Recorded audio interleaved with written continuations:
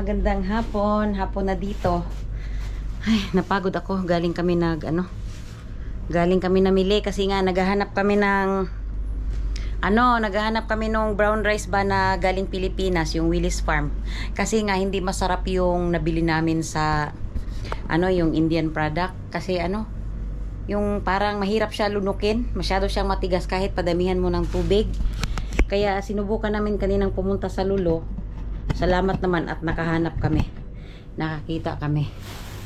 Kaya ito. Ko lang to.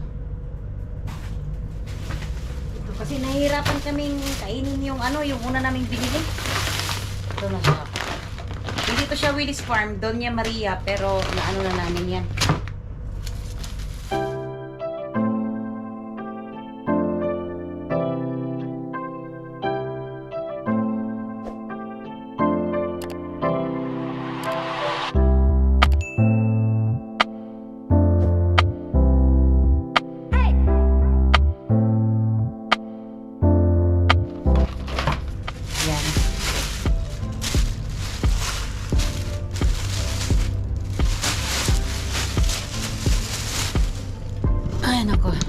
Napagod ako kasi hapon na kasi kami pumunta doon. Hinintay ko lang si daddy na hinintay ko lang siyang makauwi ba kaya wala man akong sasakyan papunta doon sa Maylulo. Kaya yan. Dito ako ng isda guys. Kaya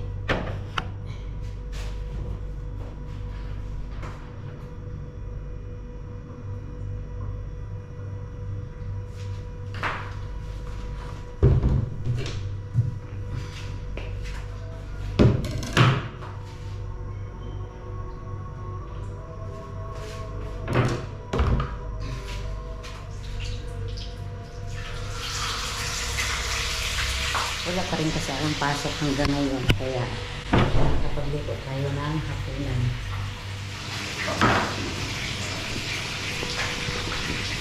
Dito pa rin ako sa bahay guys, di pa ako hindi pa ako pumapasok sa trabaho kasi pag kagaling namin sa Pilipinas ng dumating kami dito ng August 21 tayo dumating na ang joining date ko sa sa September 13. Hindi ko inubo sa Pinas yung aking natitirang mga araw kasi dami ko pa kasing gagawin dito. Naglilinis ako ng kasi isang buwang mahigit namin iniwan yung kwarto namin, napakaalikabok. Kaya yun, ayoko rin yung pagdating papasok ka agad kasi parang hindi pa ako nakaka-adjust nun. Kaya nahihirapan ako. Kaya sinadya ko yung ganun. Kaya hanggang ngayon, andito pa rin ako sa bahay. Sa 13 pa ako mag-duty. Hinalo ko ngayon yung yung brown rice ng India sa atin. Tingnan nyo. Mas brown na brown talaga yung sa India. Ito kasi yung lagayan ko ng bigas. Yan. Sa atin hindi siya masyadong ayan hindi pa siya masyadong nahalo. Kahirap maghalo-halo kaya ang hirap kasing ang hirap lunukin ito. Matigas siya masyado kahit padamihan mo siya ng tubig.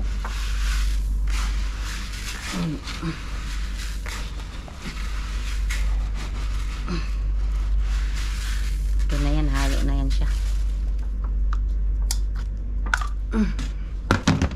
Ay nako, ang dami kong ginagawa dito sa bahay pag wala akong pasok guys. One eternity later. Bakit isa lang ang order ko? Wait lang, hindi to yung order ko. Mali. Oo nga.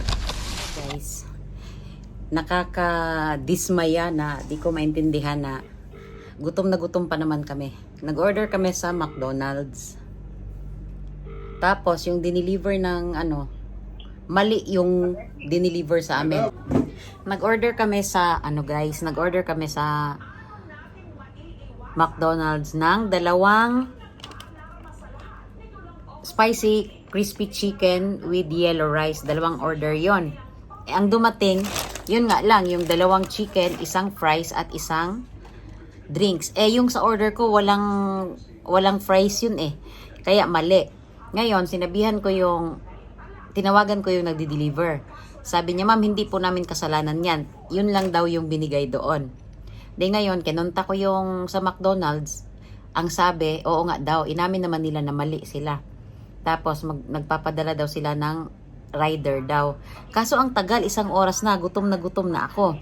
2,000 years later. So guys, dumating na nga yung yung replacement ng maling dineliver nila. At hindi na rin nila kinuha yung yung unang dineliver nila. Nakalibre nga kami, pero ang tagal din naman namin naghintay, siguro 1 oras at kalahati. Kaya gutom na talaga ako, as in, kaya nabubwisit ako kanina eh. Ito na siya. Ito yung unang namin kanina. Ito yung unang dineliver. Ang order namin kanina, with rice. O, yan lang yun. 2 chicken lang. At 1 fries. Yan siya. At 1 drinks. Tapos ngayon, ito, 2. At ito na yung in-order namin.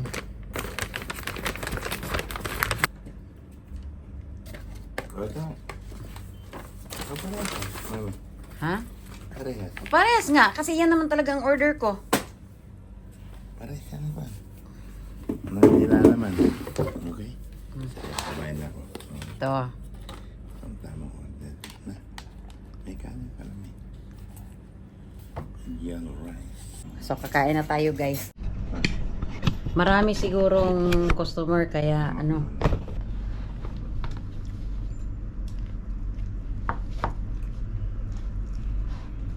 gutom na talaga ako.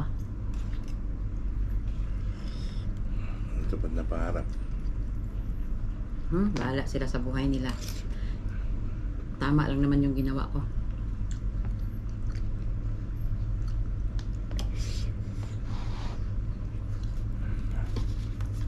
Kawawa man yung nag-deliver, hindi ko na bigyan ng Extra. 5 real.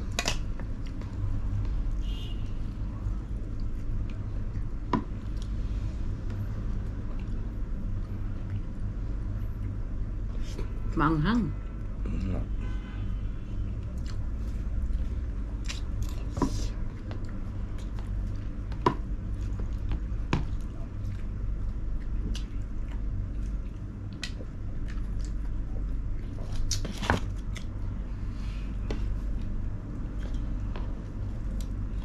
Mali ko naman yan.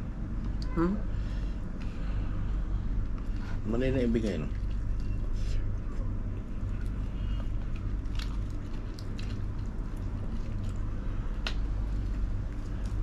Siguro ang rider na nauna mali ang binigay sa kabila. Hindi.